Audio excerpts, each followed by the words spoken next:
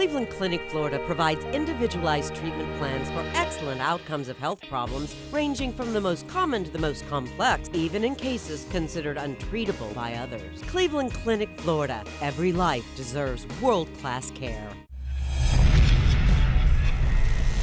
Let's do this. What's up? It is the KVJ After the Show podcast for Thursday. That's right, bitches. Yeah. Yeah. Got an email here about Totos Africa from Jeff. He said, you guys have been talking about Toto's song Africa popping up everywhere recently and questioning the reason for its sudden resurgence in popularity. One big exposure for the song that it got was its appearance on the first episode of season 2 of Stranger Things, as well as the soundtrack for the show, which is set in the 1980s. There's also a guy, he is probably in his mid to late 40s, maybe even in his early 50s. He and his buddy were playing at a pizza shop. I saw this. I showed it for you guys. You did show yeah. Those guys killed They it. killed it. And the weird thing was, so he's playing at this pizza shop, just uploading his videos, and people start noticing how amazing he is. He now tours all over the world, and rightfully so. He was fucking nailed it. Killing it. It almost sounds better than the original. I agree. Yeah. So that's apparently where it all kind of started. I got to find out, is anybody seen season 2, Stranger Things? I haven't seen season 1 yet. Oh, you haven't? Okay. I saw the first 4 episodes. Yeah, I watched season 1, and I was like, okay. You know, it was all right. I don't know where this is. I think I've seen where they're already working on season 3 of it. Because, I mean, yeah, that's why I said, I was talking about that. They'd done that poll, and they're like, what's the cool decade? And, like, it was the 80s is the one that won out. And we all thought it was probably going to be the 90s, but I think the 90s already did. I think Stranger Things is kind of pumped up everything 80s now. Yeah, season 3 is going to be a prequel when they were all 1 year old. Fascinating. Fascinating. The other one was that Atomic Blonde, that movie, and it's set in the 80s in East Berlin, and they're through the whole thing, they're just dropping all these 80s songs, and they're badass. I mean, they sound, I'm like, gosh, man. I mean, they sound really good. Like, you hear some songs like going, oh, that sounds dated. Lollipop, you're like, But, God, I hate the 50s. That song's fucking terrible. Terrible. But all the songs, it was like Derek Homazar and stuff like just starts like boom, bam, bam, bam, bam, bam. I'm like, oh gosh, these songs just sound cool as hell. That's what was cool about the Cobra Kai series. They threw a lot of 80s stuff in there to really throw that nostalgia at you. Yeah, I'm probably gonna get into that. Yeah, I gotta. I'm wrapping up Veep. I'm on the last season. Okay. What do you think of Veep? I like it. Do you think the first couple seasons are the best though, out of all of them? No, I would say I'm doing okay. I'm on the last season. I'm still thoroughly enjoying it. It's been strong the whole time? It has been strong the whole time. I'll tell you this. It depends upon your sense of humor. I could see a lot of people being like, I don't like it. If you like that really cutting, there's some similarities that Julia Louis-Dreyfus does in Veep, if you haven't seen it, that you would have seen in Seinfeld. Especially the last episode of Seinfeld, they just really kind of showed you how awful all those people really were. I mean, they were so just, judgy, and they're just terrible people. Just terrible people. And it really just accentuated that. And in Veep, she's a terrible person. Terrible. She's just terrible. She's very selfish and self-centered and all that kind of stuff. But, it's hysterical just how vulgar, she is. Very vulgar. Oh, it's really good. You would like Veep. They're so vulgar in cutting. And that's what it is. But it's, I like vulgarity when it's funny, and how they do it, it's the kind I like because it makes sense. The vulgarity makes sense. It's not gratuitous. It's not pointless. The vulgarity makes sense, and they're just so brutal. And it's what it is. It's a ton of you get to know the characters really well. Okay. And all they do is continually come up with different slams on each character. I like it. I like Jonah, the big tall guy. Yeah, they had this one guy you just learn to love to hate. He's the biggest dickweed ever. He is. He's such a dickweed. And the whole thing, they wind up doing this thing where they're in front of a congressional hearing. And part of it was the transcripts coming out of the emails of all the horrible names they had for him. And they just kept going on, and he was sitting there having to listen to as it. they were reading off a laundry list of all the horrible names they had for him. And it was on C-SPAN, and so that was the kind of stuff that That's Veep just is. fun. It is, yeah. It pokes a lot. It's the right show at the right time with Right. all the politics that's going. Yes. So if that's your kind of sense of humor, you like when people are ripping on each other and that kind of stuff, then yeah, I would totally recommend that. I think that should work for you. So yeah, so I gotta lay it out because summertime's that's the time, baby. I've got until the start of football season, and then that's it. That's right. Yeah. You're looking for something to watch, and then you immerse yourself in football. Yeah, I realize there's no time for anything else when football kicks off. Don't forget, we got Big Brother coming. I was just about to bring that up. I think it's the 27th it premieres. I want to say end of this month. June 18th. June 18th. Wow. Shit. That's next week. Wait, No. hold on, I might be wrong. Wait, you might be wrong. You might be wrong, and I might be crazy. Yeah, you know what? It's June 18th is Monday. I think I'm wrong, and I don't want to keep. That could be sucking right. up airtime. Oh, I have the CBS app on my phone. Why don't I pull that up? I can't figure out how to cancel it. It's like $5.99 a month. Okay, I got it. Big June Brother. 27th. Okay, so what I said. Yeah. Yeah. Denny's, can you edit this part out? Fuck, he's not here. He's getting married. Yeah, right. Let me see here. I'm gonna ask, Kev, did you go on a honeymoon? No. You did not. No, we didn't do anything. No, we got it was low key. We wound up just getting married at the church that we went to at the time, and then we had our reception just with family at the place where we had met. So it wasn't anything. Yeah, Kim is not a showy kind of person. She doesn't like being on the spotlight. I couldn't get her on a microphone to save her ass. Well, you brought her into work before, and she's come into the show. She has a little bit on that, yeah, but She don't like it. no, but there's a big difference, and I recognize this too. I'm a lot more uncomfortable on stage in front of a crowd than I am when you're in here just talking. I'm a lot more comfortable, Absolutely. and so I think she's that way too. I think she feels like, okay, you don't think about who might be out there, and you don't see them, so it's a lot easier to talk into a microphone in a small room with friends than it is to be on a stage. Yeah, she is that way, and my daughter Kayla is that way too. Just no way would either. They don't like any kind of attention at all. And some people are really shy until you kind of crack them open a little bit. It takes a little bit of time for them to kind of get out and be comfortable. But once they're comfortable, you're like, oh my gosh, I never knew that they were not that. I didn't know they talked. Yeah. I think a lot of people Not are your kinda family, like but that. Yeah. I have a couple family members that are like that. Yeah. I think that's the way for a lot of people. When we do interviews and we talk to people, and you talk to performers, pretty much all of them. I just talked to Dua Lipa about this last week, and then I know Beyonce had done an interview where she's talking about one time that every single time she goes on stage, no matter how much, she has butterflies in her stomach, like she's nervous. She's a nervous wreck.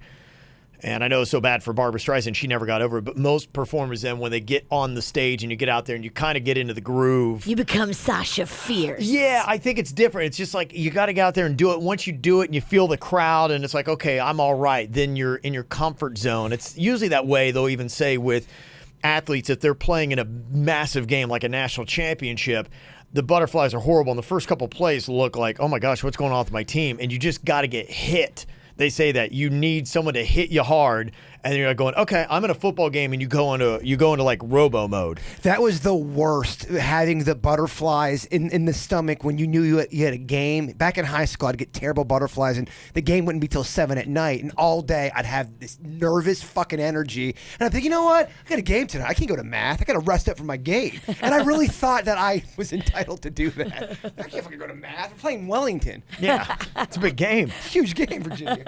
Yeah. Somebody recommending Money Heist on Netflix. It's from Spain. The first episode sets the stage, so it's a little slow, but it's worth the watch. There's only 2 seasons. Okay. Yeah, I got a short list. I think I'm going Curb Your Enthusiasm. Probably doing Cobra Kai. Hopefully get that done. I'm interested to see if you would like Curb Your Enthusiasm. I wonder if it's a little too over the top for you. First 2 seasons are really, first 3 are amazing. Yeah. He has a lot of altercations, and I'm wondering if you're going to get to the point where you're like, all right, what's going on? Well, you're Yeah. wearing the shirt, so. I'm wearing the Cobra Kai shirt. Yeah, I'm talking about Curb Your Enthusiasm. Oh, I thought you said Cobra. Yeah, no, you'd never Curb. listen to me. Nice try, though. Cobra. And I think I'm eventually going to go to The Office. If If I get back to it. Yeah, but that's when I'm going to have to watch solo because... I mean, The Office is beloved by their fans. Beloved Virginia. I know. You've talked about it. Oh, you listened then? I was by force. Got this email from Melissa talking about the EIQ. And we're talking about how its IQ tests have gone down like 7 points for every generation since like 1991. I think that was pretty much the cutoff date. Anybody born after 1991, the IQ levels are plummeting. IQ measures 4 different parts of cognitive abilities. She said VCI, verbal abilities, or how well you problem solve using language. PRI, non-verbal abilities, or how well you problem solve without the use of language, like using your hands or eyes. WMI, working memory abilities, or how well you remember things that were just told to you and then do something with it and spit it back out. PSI, processing speed, or how quickly you can do simple things or tasks. The ones online aren't valid. A psychologist administers them. 100 is average with standard deviation of 15. It takes about 90 minutes to take in person. The test is constantly updated, so it's not out of date. Your scores are based on how well you do against same-aged peers with similar education, so it's well-researched and valid. So there you go. So it's not a flaw in the test. Unfortunately, it's a flaw in the humans. Let's So get in we there are and kinda do screwed. it. I want to do this. I want to take the EIQ. Yeah, you got to get someone to administer it. Like basically the ones online are garbage, don't mean anything. So you got to kind of do it in an official. Oh, It sounds expensive. I want to take the witch down so bad. Well, unfortunately for you, you're going to be in a different category than me, and you're going to be more harshly judged because you have a college diploma. I don't. Yeah, You just said they put you in a group of your peers with your like age and like college degree. So you'll be with the smarter people. Kind of not a smart move. Well, I wasn't very good in college. Doesn't matter. You have a degree, so you'll be in that upper group. I won't. It's bullshit, man. I can be dumber and still beat you. No, I want to be dumb. She also was commenting about the attributes of singles. We're talking about what we would try to say our attributes would be. That was tough because just picking 3, you're always Yeah. going to leave the important stuff out. There's no way you can just pick 3. Yeah, well, and there was a lot of things like loyalty and faithfulness and all those kind of things, honesty that you were, trying to get, and they were listed as separate categories. And they're kind of dancing in the same category. Yeah, they're really kind of in the are. same one. And so I had made a comment. I'm like, well, maybe if I went with somebody that's in my same faith, I like that. I feel like, that's one thing that in a lot of the main religions that they, it's one thing that is a code that at least they try to instill. And she said, I'm atheist. I don't drink, smoke, or cheat. And my moral compass is not because of God. Being religious doesn't necessarily make you have a stronger moral compass. And that is very, very true. In fact, you'll probably find one thing that I noticed the most being at church as much as I am is that it's a lot of super flawed people that have really screwed up that are trying to be like, oh my gosh, like I am really blowing it in life. It's one of our most popular emails from the Weird and Whatever podcast. Atheists emailing and saying, look, just because I don't believe in God doesn't mean I'm pro-murder Yeah. and I want bad things to happen. Very true. I mean, Yeah. you can still be Sure. connected to your fellow humans. Yeah. Yeah, and in fact, a lot of times the religions might attract more flawed characters who, and the thing that upsets me more than anything is people who try to harness themselves to a religion and then do awful things in the name of it. And every religion has had people do that, and that's the most frustrating because, to me, that's just it. However you find a good moral code, I think humanity kind of dictates it. We get it. Show love, be kind to people. Most we all get really it. know. Yeah. I mean, it's, and so it's like those religions have plunked the things that are obvious that I think that are ingrained in us naturally, Like, you know the difference between, okay, it's nice if I came up and gave somebody a hug. It's not nice if I'd punch them in the face. So, you know, Yeah, 'cause I those always- are just basics that, you know. I always wonder if you, let's say you had a baby and you raised it to, instead of hugging people, always punching someone in the face, just like you say, and that was the normal environment, it always was around. Yeah. Instinctually, would it want to go against that, or is it a learned behavior? Is that an instinct thing, or is that something you get taught from mom and dad? I don't know. You need to have a baby so we can find out. Yes. You out there practicing? With myself. That's not how you do it. That's how Kevin did it. It is. But he did it in a cup. I hear you. Quit asking me about my fucking love life. Well, then quit being such a man of mystery, cloaked in secrets. We're getting so deep and then fucking witchy over here. I gotta shallow it out. Shallow I it gotta out. drag you back into the shallow end of the pool. Man, Ralston saying some deep shit, dude. I know I can't touch the bottom. I can't nothing about him. Come back out with me. Kardashian. Kardashian. Yeah, as far as, you know, that goes, you'll see a lot of times kids that grow up in violent environments, you know, wind up being violent themselves. And I think that's a taught behavior. Yes. And it's very real. Yeah, I think, you know, sometimes what we have to do, unfortunately, that's why there is such a responsibility. We're talking about this, touching on with Father's Day, Mother's Day, things like that. You have such a responsibility to exhibit to your children what the good moral code is, because they do pick up on that kind of stuff. And unfortunately, I mean, you see it through a lot of the things happening so prevalently that get pronounced in social media, that people are just setting really bad examples for kids, and kids don't know better. And that's, you know, to me, that's where I believe like racism comes from, and just a lot of the hate in the world. You need to teach kids and people to love and be sympathetic. You know, and that's what you want. And with all things considered, with what your kids can be, the core of what I want every single one of my kids to be is kind-hearted. That goes right at the root of it. I want them to be kind to other people and just have a good, kind, soft heart, and they care about other people. Yeah, I think that's the square root of it. It's the best quality. And yeah, unfortunately, you know, some of the stories, and I've, you know, talked with people that work with some people that are taken out of horrific situations in the sex slave trade and things like that. And unfortunately, yeah, some of the kids, we had an email about the one.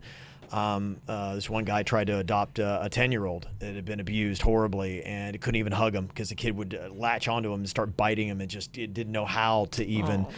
Yeah, and you know, you gotta hopefully strip away the abuse and the years and the layers, and you know, somebody like that, you know. And on top of it, you have mental illnesses and things like that sometimes affect behaviors. Sure. I'm not sure how accurate this would be, and I've said it before on the air, but the Dalai Lama was quoted to say, if every parent taught their kid, every single kid on the planet, it would have to happen though, taught them about compassion and kindness, had them meditate on that for 5 minutes a day, by the age of 4 and on, that you would pretty much wipe out war within a generation. Do you believe that? I do. It's an awesome experiment. But it would have to even be, if it doesn't work completely, let's just try it. But he said, though, every single parent would have to do that with every single child for that to work. For that to work. Yeah. Let's do it. Well, and that's the problem. That's why, you know, you just try to be the light in the world, man, of darkness. So no matter what you are, and to me, anybody who preaches love, I don't care what you are. You don't have to be attached to any religion or whatever. It's just, I think anybody who leads that's preferable. So whatever you choose to do, stay in that lane, and I think it'd make the world a better place. We're getting deep as fucking so deep. Mm-hmm. Emily sent an email. Said, I need some advice. My daughter's turning 4 on July 4th, and this is the first year that she wants to have a birthday party with all of her little friends from preschool. We've decided to do the party on the 14th of July, so people will be back in town from the holiday, and decided to do it at the pool. We've gone to some of her friends' parties, and a few of the parents drop off their kids and leave. And drop my kids at the pool. I do not want any parents dropping off their 4-year-old to me at a pool. I do not want to be responsible for watching a group of 4-year-olds who can't swim. I know 95% of the parents would never leave their kids alone at the pool, but I want to ensure that the other 5% don't do it either. What's the best, most polite way to phrase the invitation to say parents must stay or supervise their kid or don't come? I don't want to come across as rude, but I also want them to know that if they aren't staying, neither is their kid. Please help. Yeah, I think you just say exactly like you just said it. You know, you don't have to be rude, but you do have to be clear. You just say, this is not a drop-off party. This is a party where we invite parents and children to stay together and enjoy the fun with us. And if you leave it at that, they'll get it. And if anybody tries to drop off their kid, you have to definitely you cannot let a kid be at a pool party without specific eyes on that kid that are scheduled, because drowning happens in a second and it's silent. You never will hear a kid fall in the pool and drown at a party. You just won't hear it. It'll be a minute or two later, and all the adults will turn around and they'll see there's a kid at the bottom of the pool. It happens that quick. So there has to be a designated set of eyes on each child at the party, no exceptions. Especially if you're throwing a rager like Virginia. I mean, shit. Yeah. You can't ever, ever have that be the case. Somebody's got to be in charge of keeping the eye on the kid. There's just a story this week. Do you guys remember who Bodie Miller is? Yes, I do. He is the Olympic skier. Yes. Kind of like a party dog. He had his 19-month-old daughter at a neighbor's house and got a call that, unfortunately, her daughter fell in the pool. Nobody noticed, and she drowned. See? It happens every socioeconomic group. It doesn't matter. You could have, fame and celebrity, or you could just be scraping together. It happens in a second. And it's so prevalent in South Florida because we have so many pools and we have so many areas where these kids can fall in. So I think we should talk about something a little bit more optimistic. Okay, missing children. I mean, it's like so depressing. It's real, though. I hear ya. You got to get those kids swim lessons. You really do. That's a crazy story. Did you hear about this house in Jupiter that caught on fire from a lightning strike? Oh, man. Again, that's when Mother Nature's not playing by the rules. You're just sitting around and your fucking house is on fire from lightning. It ripped a 4-by-4-foot hole through the roof of a townhouse. Oh, my gosh. In Abacoa. Oh, shit that, man. That's crazy. Fortunately, she was in a different part of the 3-story house when it happened. Okay, so nobody got hit with the bolt directly. No. Thank God. It also dropped a funnel cloud along Southern Boulevard, caused an injury to a man who was hit by lightning in Margate. Man, that was a wicked storm it went through. Gosh, that's crazy. I didn't know it could do that, because I think when you're inside, like, okay, I'm good. That's what I always thought. Think about a 4-by-4 hole. That's a big hole. And at that point, I mean, yeah, if you're standing underneath where that hole was, I assume it would have zapped you, right? Right? Yeah. Gosh, that's crazy. Yeah, you're right. That's not playing by the rules. No. Would you rather have the lightning strike your place, or you have to go through a tornado that goes right through your place? What would be worse? I'll take lightning over tornado. I don't know, man. Lightning just feels like it fucking zaps you, and you're like, oh! Tornado, I feel you got a shot. Tornado, I feel like it's going to lift the house up and throw you and everything in it wonky. Those pictures that I've seen, like what a tornado in Oklahoma does, no thanks. I'll take lightning all day. Yeah, tornadoes are very creepy looking. I always dream about them. I'm always dreaming about a teenage. Got this email from Brittany. Said, hey, I'm just kind of curious how much money JBird has saved since being on his diet and not eating out and ordering food as much. A shit ton of money. Yeah, no, that's a great point. I have saved so much money doing it. It's amazing. Blue Martini, drinks on you. You're right. Of drinks will be on the bird. That's fine. Yeah. A ton of. I was spending so much money on all of those food services because I was getting them from real restaurants, and they've got to be like, what happened to Bird? I wonder if they How do we get him back? All right. Because, I mean, these motherfuckers, they definitely knew. They were on first name basis when they'd come over. Got an email from Emily from Fort Myers. She said, I'm listening to the Monday show to the bit on coincidences, and I have one about my great-grandfather and the mobster Al Capone. So we have a picture of my great-grandfather, and we have always thought that he looked freakishly similar to Al Capone. I started to do some research and found out that they were both born in the same year and in the same location. What? My grandfather was in a gang in the New Jersey, New York area. They were both deaf in the same year. They both moved to Florida, and they both died and were buried here in the same year.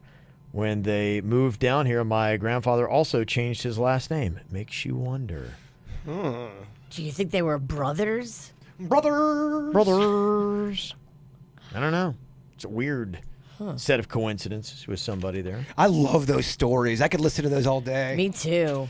Yeah, those odd coincidences, because, you just wonder what is going on in life. The one that stuck with me that you read off the other day was the one where the guy got shot, and he thought the one guy shot him, and then he thought he killed the guy, so he turned the gun on himself and killed himself, but the guy didn't die. Yeah. And that bullet was still stuck on a tree. Yeah. Then he cut down the tree years later, and that bullet ended up coming. What did you blow it up? No, he tried to cut down the tree, and the tree was at that point too big, and he wouldn't have any luck. So he said, "Well, I'm just going to put some sticks of dynamite in it, and blow the tree up."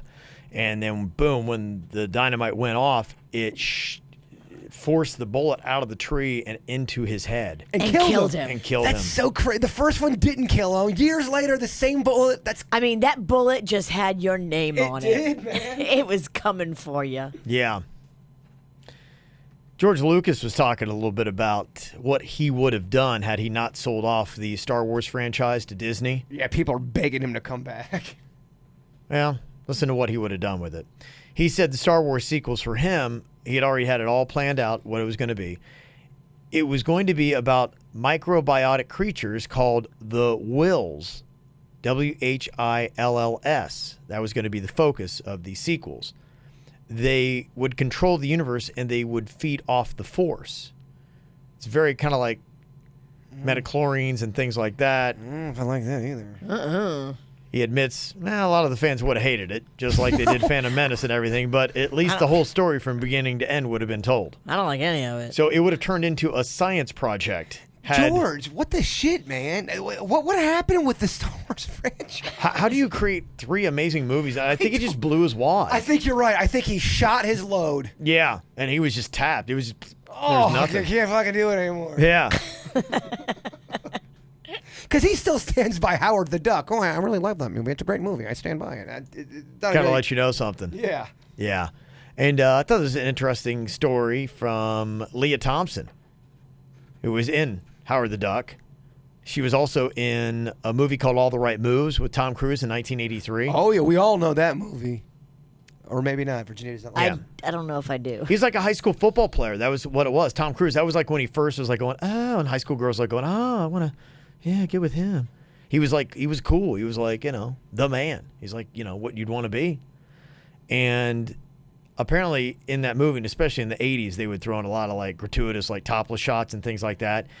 And she had at first balked about taking the role because she knew that there was kind of a nude scene in it. And apparently she said, quote, they wanted me to show my breasts now twice in the script. And I didn't even audition because I didn't want to take my shirt off, but I got the part and I was like, well, okay, I guess I'll do it. But when they suggested the second time, Tom Cruise could see that I was very uncomfortable, and he managed to talk them out of one of the nude scenes. And then when it came to the second one, it was just supposed to be me, and they're going to show off my body and all that kind of stuff. And it's kind of weird. Tom said, you know what? No, if she's going to be naked, I'm going to be naked too. And so they did a pretty hot, steamy nude scene. But Tom Cruise said, yeah, I'm going to take my clothes off too, so you're going to have to do this alone. And she said, I've always been grateful to him for standing up to the producers like that. Huh. And that was before he was a bad. I was like pretty much one of his first movies. I mean, that was a young Tom Cruise. Yeah, he didn't have the clout. It wasn't like, oh, you're Tom Cruise. It'd been like going, who's Tom Cruise? That movie kind of depresses me too. I've never seen it. Yeah, his buddy ends up. His buddy's a great football player. He's a great football player, and then his buddy gets his girlfriend pregnant. He's not gonna be able to play football with them, and it's kind of a fucking bummer. Oh, geez. Okay, well, I'll save myself from that. I wouldn't put that in the It's not on the summer list. Especially too, knowing that it's kind of like forced nudity. I couldn't even enjoy it. Be like, so you don't want to do this. I'm like, You don't want to see forced boobies. Right, but I'm like going, yeah, make her take it off. Forced boobies are not fun. No. You want the boobies to be down. They want to get into it. Yeah, I want to be like, I want to show you my boobies. Look at these boobies. You don't want to be like, please don't make me do it. Please don't make me do it. Oh, okay. You're so right, though, about the 80s. And they would just, for no reason, have a girl's boobs just pop up. And they'd be like at a zoo and getting ice cream, and a girl on a bike would have, her boobs hanging out. And the guy would be like, whoa. It was like that early 80s. It was like Caddyshack was like that. Like they had her topless, twice? And Lacey underalls. Yeah. It didn't even really make sense. Once she was like going down a slide. Yeah, there was some nudity. And I think it was just so you go out, and that was the way that it was. Probably they had to rely a lot more on word of mouth. So these horned up dudes would be going, "Oh yeah, man, they show boobs in it." It's a movie about golf, and there's boobs. Oh, we're going. Oh my gosh, no way, man! They got T's and tits. It's great. Yeah. Greg in the 772 said, "What up, bitches? Just got to say I love hearing girls call up and talk about naked. In the theater of my mind, they're always smoking hot. Well. Damn, I sound creepy as Jerby." No, that's impossible. And he said, "JBird, go fuck yourself. And Dennis, congrats on your marriage." Dennis. Everybody fucks Denny's name. It's so funny. Dennis. Dennis is back tomorrow. Oh, I know. I'm longing for him. You missing your girl? There's an ache. I'm aching for him. Yes. Who did you miss more, your dad or Dennis? Oh man, it's a tough one. I don't know. Don't fucking play the Hunger Games with me and my friends and family. Look, this is life, baby. I mean, I do so much with Denny's, and he helps with work. Probably Denny's. Wow. And my dad. Don't fucking. Gosh, all this right before Father's Day? No, it's my I dad. hope your dad's not listening. It's my dad. You play second fiddle to a guy you've only known like 8 years. You're right. It's my dad. How long you know your dad? A long time. Too long. Andrew sent an email, said, "I'm in Iowa, and I have listened to every minute of every show and the ATS podcast since forever, and I'm coming down to Florida at the end of the month, and I am a craft beer enthusiast. Just like Kevin, I love the New England-style IPAs, and there are some very good breweries here. I'd like to share some with you. By the way, JBird, I'll show you a beer similar to a little something something, but way better. Please let me know if this is feasible." Totally down. Definitely. Yeah, come on by when you're down here, Andrew. And it's good to know that Iowa's got some craft breweries. When I was there in the mid-'90s, there was not. And when you come down here, you need to sign up for something called the Damn Good Beer Bus Tour, where our friend Jonathan, they put you on the bus, and you get beer on the bus, and you get beer in the breweries, and then they just brewery bounce. So you don't have to worry about driving or Uber. It's all like one package deal. If you like beer, it's a great way to explore safely. The other thing I want to try, you ever see that one thing, I think I see it down at Clematis, where everyone's in this like bike thing, they're pedaling and they're drinking beer? That looks like a lot of fun. I see you falling off that thing. Yeah, because you probably pushed me off. Yeah. Is that not your game? No, totally my game. That'd be like, if Yeah. it's the fall time? Yeah, I've it looks seen it. awesome. That's the thing. Temperature is going to play a factor. Yeah, don't do it when it's crazy hot. But yeah, No. on a beautiful day, yeah, pedaling around, if you did that to the breweries, that'd be awesome. I saw when I went to Savannah, and that's probably even a town that might be more, might even be better for that possibly. To kind of go around. You're right. I'm so going to get injured on that thing. I'm sure if we have it, Savannah has it. Yeah, Savannah definitely does have it. In fact, they have a lot of them. I've there. seen it down here. I thought I Yeah, saw we do it. have it here, yeah. I saw it on Clematis. I've seen it too. It just looks like easy to fall off. I'm just saying. No, you're right. It also looks easy to hit. Well, the reason why I don't think it's as awesome in West Palm is because like our bar district, like it's not like Savannah, things are kind of like space. Like you go 2 blocks between bars, and you go down to Clematis, it's like one after the other. So what are you gonna do? Like pedal 3 feet and then get off and get to the next bar? Pretty much. And, I mean, it's getting a little bit better because you got the West Palm Brewery, so you could pedal a couple blocks to that. But then after that, where are you going? Yeah, if you're talking West Palm, I think Himmershey would be better in Fort Lauderdale. They've got some of those places that you might want to pedal to. But I think what's great is when you have a downtown that has a great bar here, and then 3 blocks later there's another great bar, and then so you've got that kind of thing where you can do that circuit. Talking about the new brewery downtown, have you tried the new Pokey Works right next to it, where they have like all that poke? Oh, I saw where they open it up. I haven't tried it yet. I love that stuff. Yeah, it is just my speed. Yeah, you need to go check it out. I went in there the other day, and I got the most delicious, clean, amazing meal. They are on point. Oh, really? Okay. You will be thoroughly impressed with that place. Just my game. I know your game. Got a couple birthdays here. A happy birthday from KVJ Kim to my son John, 22 today. Happy birthday, John. We love you to the moon and back. Happy birthday. Also, birthday shout out for a coworker of mine, Ray Lynn Harris, turned 47 today. Can you mention happy belated birthday? RLH. Yeah. RLH. Hard to chant. That's a tough one. Lydia, Jessica, and Madison sent that in. Woohoo. Also, hoping that you guys could spread the word that on Saturday from 12:30 to 2:30, there's going to be a rally to stop the toxic Lake O discharges. The location is on the north side of the Roosevelt Bridge in Stewart. There's also a Facebook page that's called Rally to Stop the Toxic Lake O Discharges. This is such an important issue for Martin and St. Lucie counties, as well as several counties on the Gulf Coast. Hoping that telling you guys could spread the word. Absolutely. Get the people out. Yeah. You put a song together for it. For the blue-green algae, is that the same thing? It caused the same thing. I believe so. Yeah. That algae's back, too. I saw it on the news last night. It's gross. It just looks so yucky. I'll write a part 2. I don't. Well, just re-release it. Yeah. There's only so much you can say about blue-green algae. Yeah, it's from Amanda in the Pizzle. Pizzle. We don't like anything messing up our water because, I mean, you mess up the water, what do we got? We went out there. Me and Denny's went out there when they were having all, like, I guess, protest, I guess. I don't know what they were doing. But they were. It was a ton of people out there and such nice people up there, man. They really are. Hot ocean girls, too. There is a lot of hot ocean girls. Save the turtles. Those girls are usually hot. They are. You're right. Animal girls are so hot. Yep. And another cool thing they got going on, it is crossing for a cure that is going on. These paddle boarders, they're going to be going 75 miles from West Palm heading to the Bahamas. Wow. Yeah. You better hope it's flat. When are they doing this? They leave today, and they're coming back.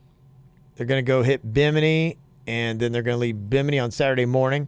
They are paddling to the Bahamas? They're coming back. They'll be back at the Lake Worth Pier Saturday night. It takes 10 hours, and they're going to have a big celebration Saturday night. It's all for Piper's Angels Foundation about cystic fibrosis. Wow, these people are something else, next level. Right.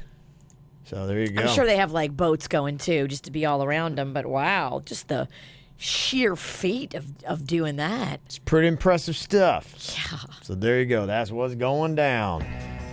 All right, y'all. That's going to do it for us. Man, it's over. It flew by today. Oh, I know. Go by quick. Thank y'all for the emails. You can always get a hold of us. Mail at kvjshow.com. mail at kvjshow.com. You have an amazing day. We'll talk to you later. Goodbye. Cleveland Clinic, Florida provides individualized treatment plans for excellent outcomes of health problems, ranging from the most common to the most complex, even in cases considered untreatable by others. Cleveland Clinic, Florida. Every life deserves world-class care.